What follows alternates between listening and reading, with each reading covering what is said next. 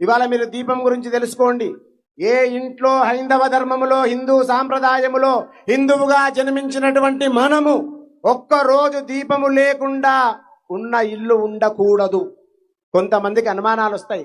మా ఇంట్లో పెద్దవాళ్ళు చనిపోయారండి, అమ్మయ్య సంవత్సరం దాకా దీపం పెట్టకుండా హాయిగా సంవత్సరం దాకా, ఒకవేళ 15 రోజుల తర్వాత పెట్టిండ్రనుకో, అగో వాళ్ళ ఇంట్లో దీపం పెట్టిండ్రట అంటే అనుమానాలు తొందరగా వస్తాయి. జననము మరణము, జాతస్య మరణం ధ్రువం. పుట్టినవాడు కైలాసముకు పోవక తప్పదు, కానీ ఆ 11 రోజులు మాత్రమే దీపం పెట్టకూడదు. దేవుడి గుడికి వెళ్ళొద్దు, దేవాలయములో దర్శనం చేసుకోవద్దు అని మీరందరూ చాలా మంది ఏం చేస్తారంటే దేవుడి గుడిలోకి వెళ్ళరు, మీ ఇంట్లో దేవుడి గదిలో లోపలికి వెళ్ళరు.